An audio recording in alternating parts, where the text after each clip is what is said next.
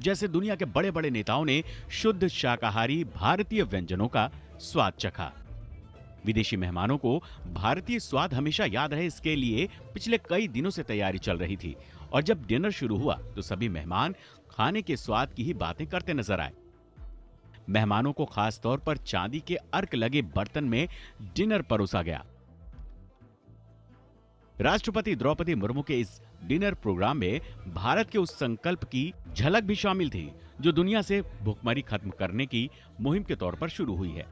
विदेशी मेहमानों के इस डिनर में रागी, ज्वार और बाजरा से बने आइटम को प्रमुख तौर पर रखा गया था। भारत की पहल पर संयुक्त राष्ट्र ने वर्ष 2023 को इंटरनेशनल ईयर ऑफ मिलेट घोषित किया है। बाजरा, ज्वार, कांगनी, रागी जैसी फसल को मिलेट यानी मोटा अनाज कहते हैं। ये पौष्टिक अनाज होते हैं। फाइबर, खनिज और दूसरे जरूरी पोषक तत्वों से भरपूर होते हैं। रागी के लड्डू और जौ की खीर, बाजरा से बने डेजर्ट का भी स्वाद विदेशी मेहमानों ने लिया।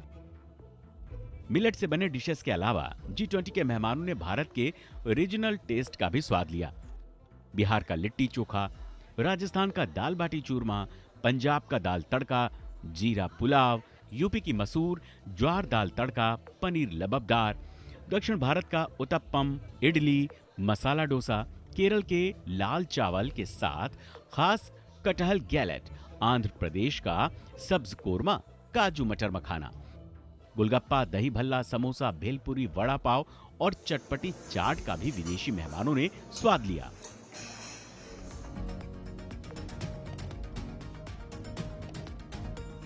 पेय पदार्थों में कश्मीरी कहवा था, फिल्टर कॉफी थी, दार्जिलिंग चाय और पान के स्वाद वाला चॉकलेट भी राष्ट्रपति के विशेष मेहमानों का स्वाद बढ़ा रहे थे।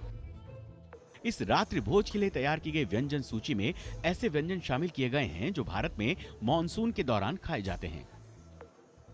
ऐसा नहीं था कि इस डिनर में सिर्फ भारतीय व्यंजन, स्टार्टर, मेन कोर्स और पेय पदार्थ थे।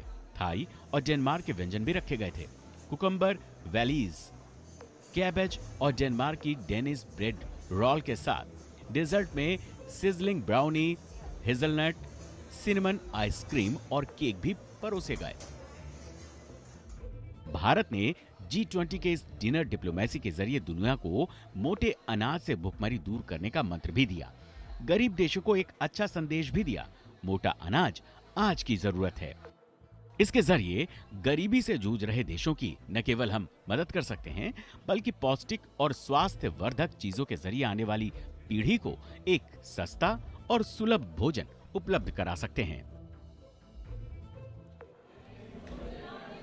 जो तस्वीरें देख रहे थे दरअसल वो भारत के जायके को तो सामने रखा ही जा रहा है, लेकिन इस जायके में खासियत ये भी है कि 500 अलग अलग तरह के व्यंजन हैं। 180 मेहमानों को ये खाना खिलाने के लिए लगभग 2500 स्टाफ इसमें लगे हैं।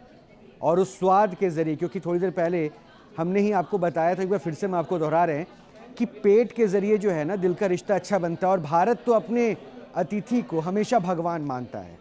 हमने यही परंपरा को हमेशा निभाया है। हमने वैसे भी इस थीम में भी देखा है कि वसुधैव कुटुंबकम की नीति के साथ भारत आगे बढ़ रहा है।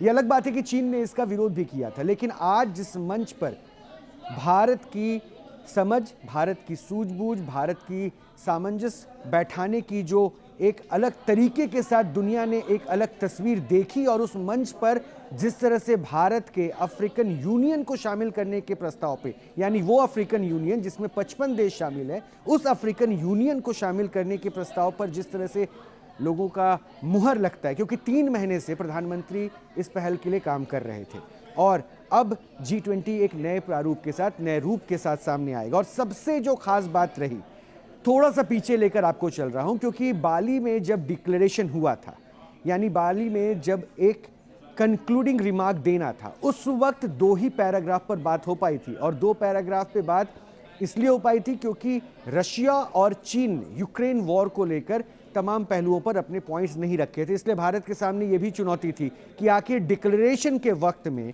क्या भारत उस मंच को तैयार कर पाएगा जहां पे जितने भी चेहरे हैं वो दिल्ली डिक्लेरेशन में एक साथ आएंगे। क्योंकि G20 वो मंच है जिसमें सहयोग की बात होती है, जिसमें सबको साथ लेकर चलने की बात होती है।